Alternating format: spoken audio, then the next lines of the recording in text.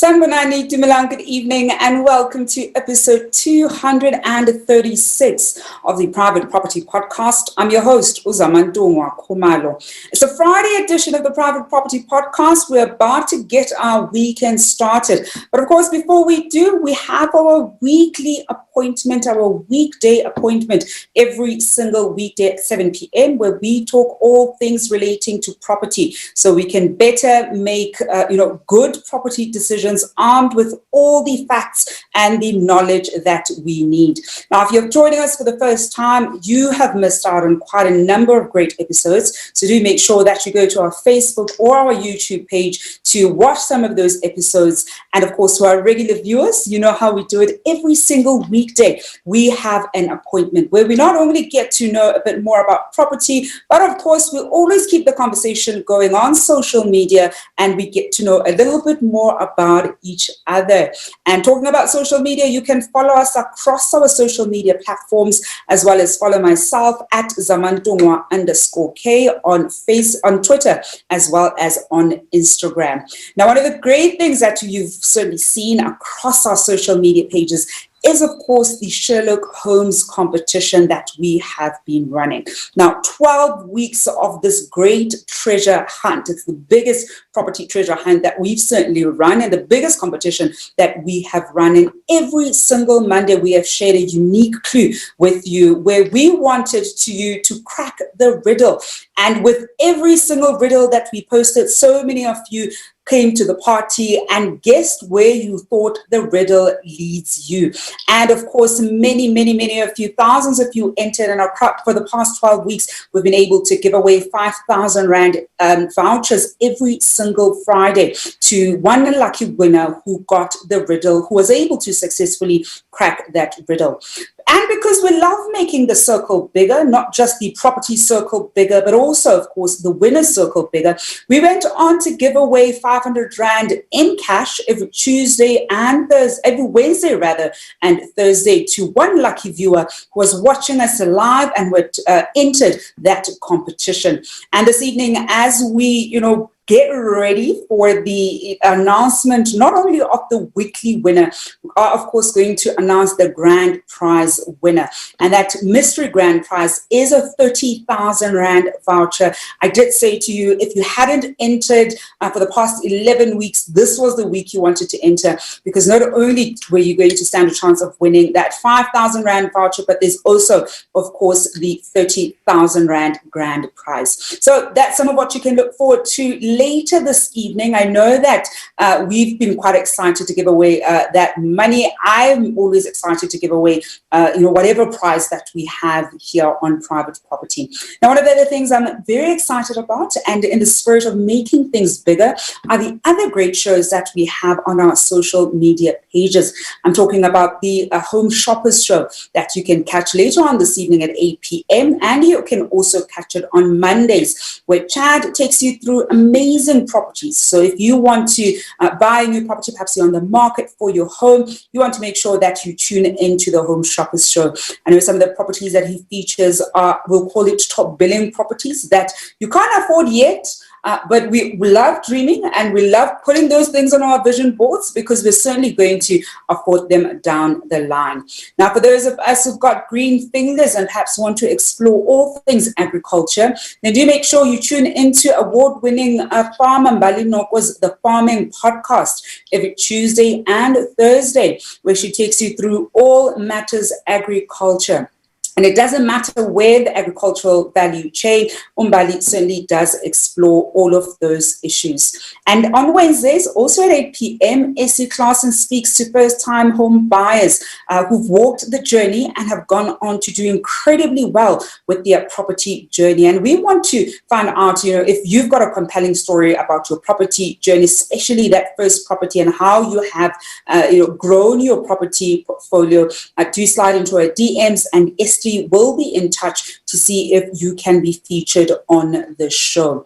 Well, those are some of the great shows that you can expect across our social media pages. Of course, we're always going to be adding more shows because we know that you absolutely want more property content. Now, for our show this evening, because we are talking all things property, we're going to be looking at what rental agents can do to prepare for the 2021 property year. Now, in as much as we're going to be talking about rental agents, one of the big things is, as a landlord, you're very likely, managing your own portfolio or perhaps working with a property agent. So you want to get a good sense of what your agent needs to be doing right or what they can do better in order to better service you. And of course, if you are managing your own portfolio, you probably want to get a sense of what can you do better and how can you be more optimal in how you are running and managing your property portfolio. We're also going to be getting insights from the Payprop rental index. That's the quarterly index that comes up and gives you a really good sense of what the rental landscape in the country is looking like.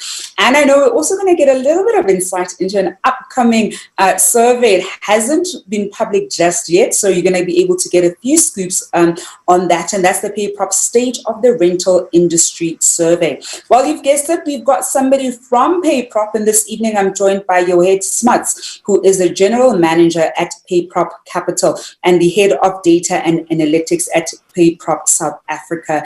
Johette, good evening, and thank you so much for joining us. Good evening, Zama. Thanks so much for having me. It's always a pleasure.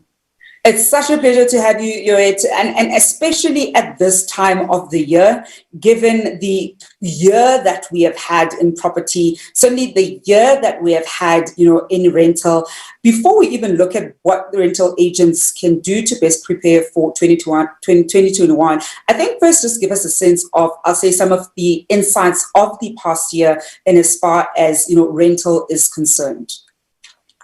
Yeah, so I think as far as rentals and the rental market is concerned, what we saw in 2020, I can summarize up in 3 points. So we saw very subdued rental growth, and that's mostly because there is an oversupply of properties in the market, whether it's because investors are buying buy-to-let properties because the interest rate is so low and putting that on the rental market, whether it's because Airbnb properties moved from the short-term rental market to the longer-term rental market. But there's an oversupply in the market, and that is putting downward pressure on rental prices. So we saw subdued rental growth. Secondly, we saw an increase in arrears, and that also, again, speaks to affordability. I think we all know someone who either lost a job or had to take a pay cut. So that affordability was a really important aspect and was a large cause behind the increase in arrears that we saw. And then the last one that we saw last year was that agents are increasingly struggling to find good tenants. So that, again, goes back to the first 2 points. So either good tenants are buying properties because the interest rates are so low, so they are exiting the rental market. Finding good tenants was the third thing that many of our clients struggled with. And when I think about that last point that you're raising, the difficulty of finding good tenants, and as you're saying, it's very easily tied to those first 2 points that you've already raised. They then raises, of course, the question of what can rental agents then do to prepare for 2021, because part of their core business, of course, is to make sure that they find tenants for the landlords that they're working with, and make sure that they collect the rentals, they take their cut, whatever the percentage is, and hand it over to their landlord. So what can they do given some of the trends that you've pointed out that we've seen in 2020 coming into this new year? We've seen Q1 of this year, and that the numbers weren't necessarily better. Certainly from a rental perspective, they weren't necessarily better. So what can the agents then begin to do right now to mitigate that difficulty of finding good tenants? So there are quite a few things, and I think the very first one is, if you're a rental agent, you will attract good tenants or the better tenants if you provide good service. That to me just makes intuitive sense. So if you can deliver great service to tenants and to landlords, that will automatically distinguish you from from your competitors. And then secondly, having the right systems and technology in place to help you with that, and making sure that you vet tenants properly. So don't just do a credit check. Do a credit check and check references and ask for salary slips. Use a bit of common sense when you interpret all of these data sources to figure out whether or not a tenant will be a good tenant.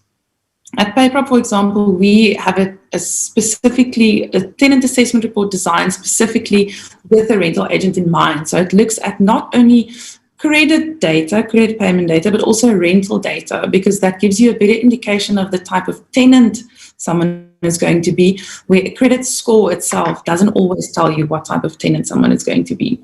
Mm-hmm.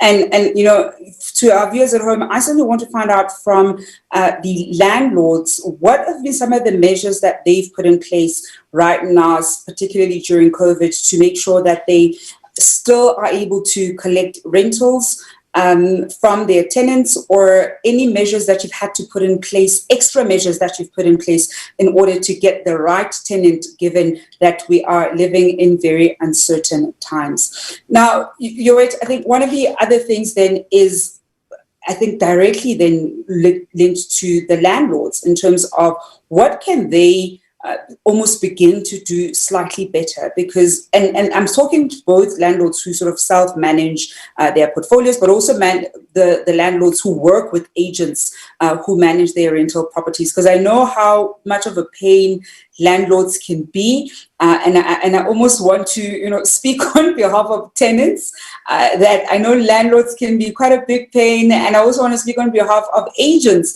that landlords can be quite a big pain. And in as much as I'm a landlord myself, I've seen how landlords can be the problem in a tenant-landlord relationship or in a landlord-agent relationship. So, Johette, what can then landlords do better, given that the stage of rental is where it's at right now?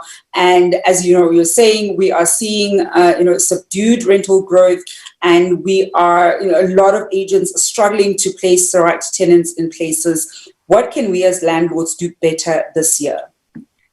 So, a sneak preview from our survey, one of the questions we asked is, and it's mostly agents and business owners who answered, do you think that landlords have a good idea of what's going on in the rental market? Mm-hmm. And the majority said no. So I think as a starting point, landlords and agents should educate themselves on what is happening in the rental market. So the Payprop Rental Index is a great source of information for exactly that. It gives you provincial rental growth rates and rent levels and all of that. So that is definitely the first step. But other than that, keeping your property neat and clean, I feel like personally, the commission that you pay a rental agent, it's like paying a financial advisor a fee. You can do it yourself, yes, but sometimes it really is just worth throwing a bit of money at the problem and let someone else handle that for you who's a professional in that. Mm-hmm. That being said, many investors handle their own portfolios, and my advice would just be educate yourself, keep your place neat and tidy, and stay on top of trends, laws, all of that. Johette, I think one of the other things I'd certainly want to get from you, my viewers know how much I talk about data-driven decisions and being able to get good data that helps you make the right decisions as a property investor, sometimes even as a homeowner. What kind of data or insight is Payprop able to produce that helps, say, landlords and even agents make better decisions? And this is particularly for viewers at home who may not necessarily be familiar with Payprop and the work that Payprop does. So let me start there. What Payprop is essentially a transactional platform for rental agents. So data in our business is very much a byproduct of what our clients do. So they will invoice rentals, make payments, send statements, all of that through the system, and the data on our side is a byproduct. So to answer your question, what kind of data does Payprop have available? Rental data, definitely, but I think the value of the Payprop rental index and the stuff that we put out into the media is just the educational aspect. Know what things are important, know what the possible pitfalls are, those type of things. So not necessarily so data-driven from Payprop. I think there are many other data sources that landlords especially can use. So, for example, valuations, yields, all of that. Those are definitely important when you make a big financial decision like buying a property. We are taking your questions and comments at home as we look at what rental agents can do to prepare for the 2021 property year. We're going to be getting more of those insights and tips from Johette Smuts, who's the General Manager at Payprop Capital and the Head of Data and Analytics at Payprop South Africa. We've got a comment coming in from Umatha Shingange saying, one of our tenants showed us flames. We graciously agreed to waive rental payments for about 6 months due to the lockdown. We are still counting the losses. We let him go owing us thousands of rands. And of course, I was asking you, and I want to find out from you, what kind of measures have you put in place, given that we're living through a pandemic, that you as a landlord have put in place to help you better manage your rental property? And in terms of finding or looking for new tenants, have there been additional layers of checks that you've put in that can best help you find a tenant that hopefully is not going to default on you? And Martha continues to say, on the other hand, our other tenant has been faithful in paying her rent. We invested a bit more on the improvements she proposed to, apologies for that. She says, we invested a bit more on the improvements that she proposed so that she feels at home and she's a keeper. And that's exactly what Johette was saying. I mean, when we started our conversation, that you want to make sure that you provide good service. You want to make sure that you also, take care of your property. This is, of course, she was saying the provision of good services from the rental agent. But certainly as a landlord, you want to make sure that the property looks good and you're able to maintain some of your tenants. And more often than not, they're the ones who live there. They're the ones who are able to give some of those recommendations in terms of what can be done to the property to just make it a bit more homey. And you tend to find that some of those recommendations don't break the bank. And so if they've been a good tenant, you want to make sure that you keep your good tenant, because no tenant, and certainly a bad tenant, is so expensive. Now, Johette, I think one of the things that I want us to then look at, what else can the rental agents, do better this year? Because when I look at how they find themselves in a very, difficult situation, especially in the industry that they're in. We're still going to be seeing more job cuts. And so obviously more and more people are still going to have their incomes affected and difficulty in servicing whatever financial obligations they have, such as rental. What can rental agents do almost innovatively, perhaps, or proactively right now, given that we've seen what happened last year and the first quarter of this year? So I want to answer this question from the point of what lessons did we learn last year? And I think with the sudden shift when many industries had to very quickly adapt to working from home, I think in most businesses, a few weaknesses were exposed that we can all learn from. So the number one thing that is often overlooked is security. Security is vital. There were many reports of an increase in the number of fraud cases, and business owners need to be very vigilant and make sure that they put secure systems in place. I often find that it's one of those things that people aren't necessarily aware of the risk, so it's a bit of an ignorance is bliss type of situation. But I think that business owners especially shouldn't assume that just because they use a system that emails and servers and files are secure. If you don't know, then ask. And then another thing that we saw, and that was also one of the survey questions, something like 90% of the participants said that they are making more use of technology now than they did a year ago. But all technology is not created equal. If when it comes to PropTech, I can just say that from the get-go. Automation is more important than process. So you don't want technology to tell you what to do. You want technology that does that thing for you so that it frees up your time to do other important stuff. So when you make use of technology, make sure that you know what the technology does and that it gives you a benefit of time or automation or whatever that is. Mm-hmm. And I think the last thing is it comes back to service. When you take that face-to-face, that's very important in the property industry overall. When you take that away, the only thing that distinguishes you from your competitor is your level of service. What do you offer landlords that other people can't? So that's something that we focus on at Payprop a lot. So, for example, we have a Payprop owner app that our agents can market to their landlords, and they can then access all their transactional information, balances, payments, all of that in one place. That's a great service or a value add that Payprop offers our clients. And then something like automatic statements, it takes you 0 time in a month to send statements, but it is a service that your landlord appreciates greatly. Mm-hmm. We're taking more of your questions and comments at home as we look at what rental agents can do to prepare for 2021. We're reflecting a little bit on rental trends in the 2020, but also, of course, looking at what we saw in the first quarter of this year. We've got a comment coming through on Facebook from Uros Nzwane saying, landlords are in a dire situation. I don't think they have much of a choice in choosing an ideal tenant.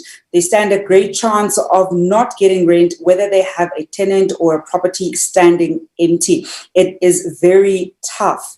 And another one also coming through from Facebook, this time from Keshni Danisa, who is commenting or asking rather this question from Facebook, asking, why is it that the landlord has to incur a loss of 1 month rental as an agent fee? It does not seem fair. Shouldn't the tenant and landlord split the agent fee as both parties are benefiting from the service? Johette, what's your take on that one? I mean, I have my own view on that one. My take, short and sweet. When an investor buys a buy-to-let property, he is investing in an asset class. Like when you buy shares, that asset class has risks and rewards. One of the risks is exactly that, property standing empty, having bad tenants. It comes with the package, unfortunately. Mm-hmm.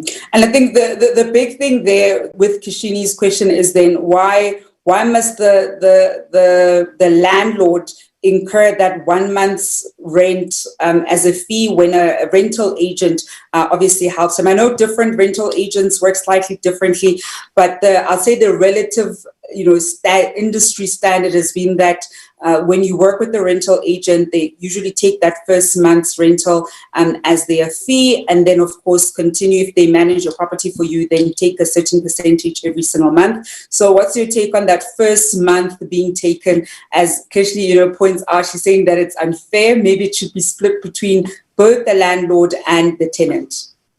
The rental agent works for the landlord pays the rental agent's fees.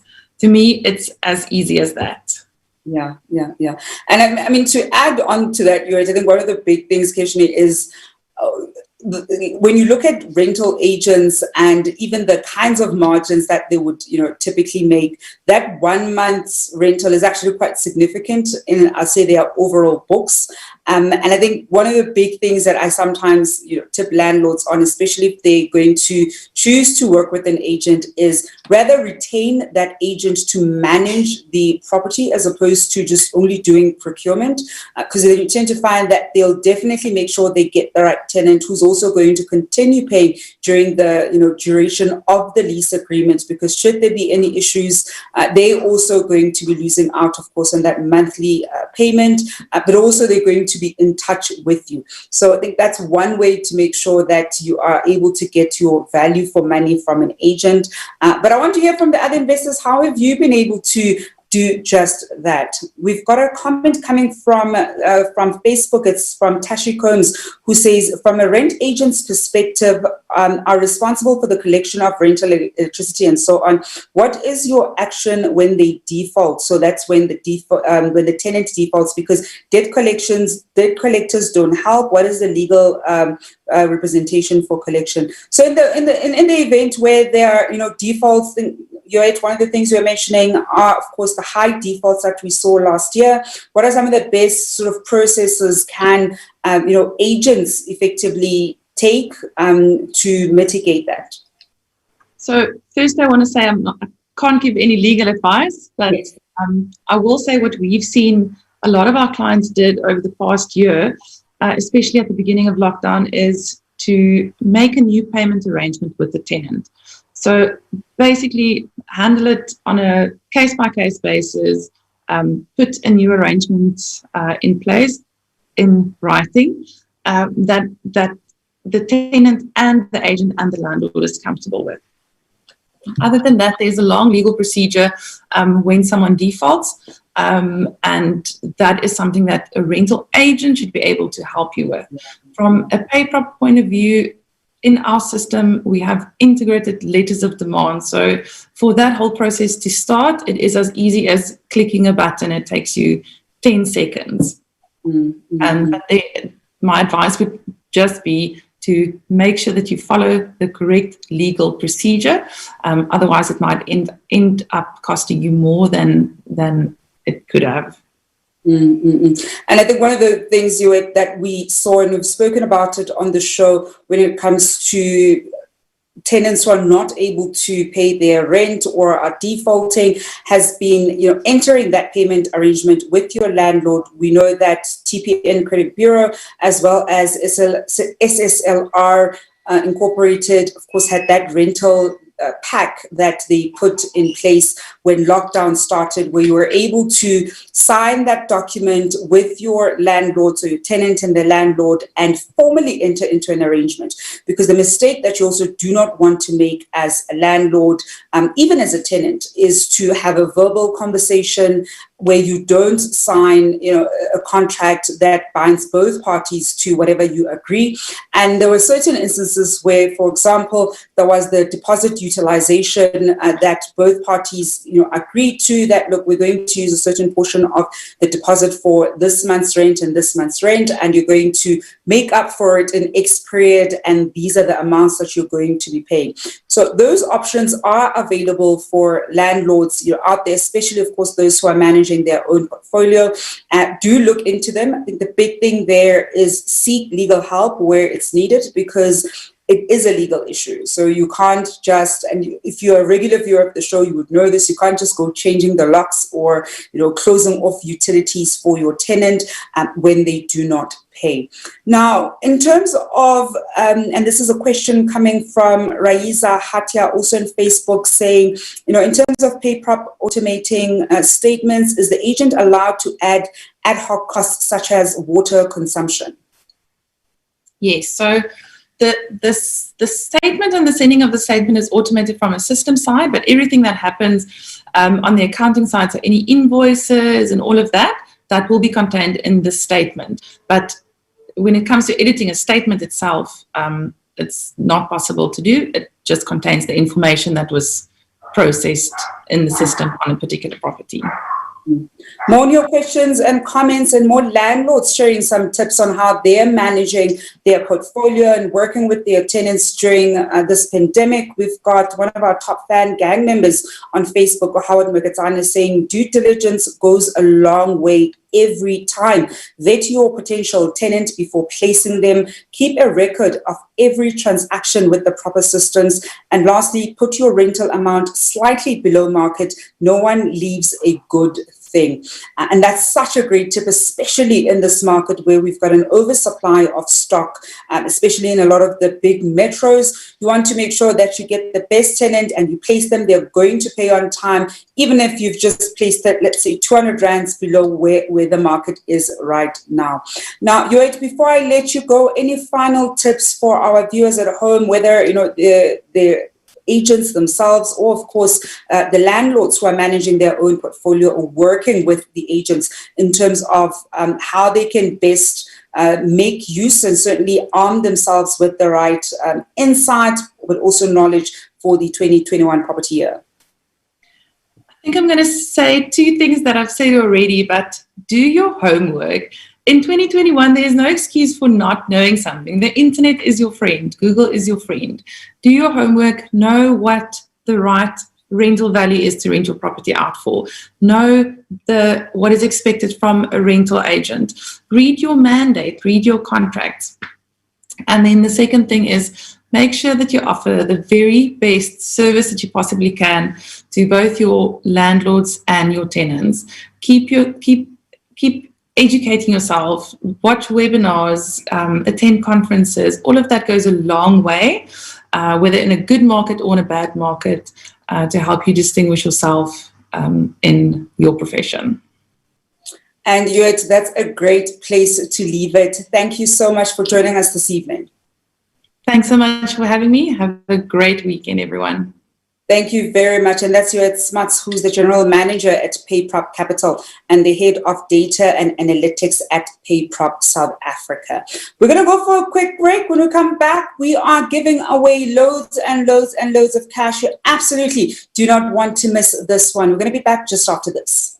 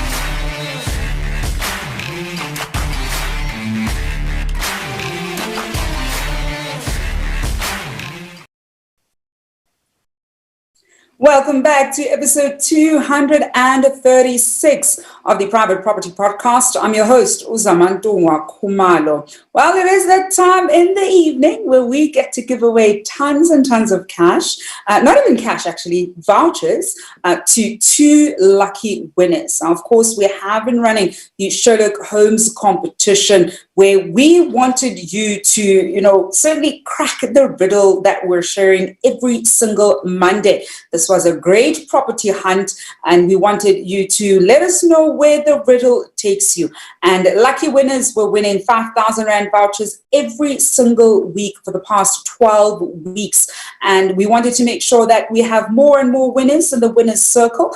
And we added that 500 Rand cash prize every Wednesday and Thursday to a lucky winner who was watching us live and had entered the competition. Well, it has come to the end of the 12-week-long competition. And this evening, we're going to be announcing two lucky winners. Now, the first winner is the winner of that 5,000 Rand voucher that we give away every single week, like we have for the past 11 weeks. And the second winner is the winner of the grand prize. For the longest time, it was a mystery grand prize. We hadn't told you what it is. And now we are revealing that it is a 30,000 Rand voucher. Now, I was actually saying to the team when they shared what the grand prize is, I was like, I want that voucher. I also want a 30,000 Rand voucher. There's so much that I can probably do with it. Well, the first winner, we're going to obviously start with the weekly winner. The first winner, and this is the winner of that 5,000 Rand weekly prize. So this is the last 5,000 rands that we're giving away for our Sherlock Holmes hunt. And that lucky winner is Kagiso Lipule. Kagiso Lipule, congratulations to you. You are the lucky winner of this week's Sherlock Holmes hunt. And of course, you're going to be enjoying that 5,000 Rand voucher. The team will be in touch with you to make sure that it gets to you. And now it is time for the announcement of the mystery grand prize winner. Well, it's no longer such a mystery anymore. And this is, of course, the 30,000 Rand voucher. Of course, this is being, the person who wins this is from the thousands of entries that we have gotten from the first day that we ran the competition. And the lucky winner of that 30,000 Rand voucher this evening goes to Queen Tako. Queen Tako, congratulations to you. You are the grand prize winner for our Sherlock Holmes hunt. I almost want to slide into your DMs, Queen. Maybe I should drop you a message. We can share the 30,000 Rand voucher. But congratulations to both our winners this evening, and of course to all the winners that we have had throughout this competition, from the weekly 5,000 Rand voucher winners and the 500 Rand vouchers that we have had along the weeks. And thank you at home for entering this competition. You've received it so well for the past 12 weeks. It's always great to be able to interact with you some more, and of course play some games, because one of the great things with this competition was it was a great way to have a little bit of fun while we do property. Well, we're always going to have more exciting competitions in store for you in the coming weeks, so do watch out on our social media pages as we're going to be sharing them in due course. Well, that's it from me, Zamantungwa Khumalo, this evening, and the rest of the Private Property Podcast team. I do not leave you alone. At 8 o'clock, you can catch the Home Shoppers Show with Chad. Until then, hoping you're staying home and staying safe.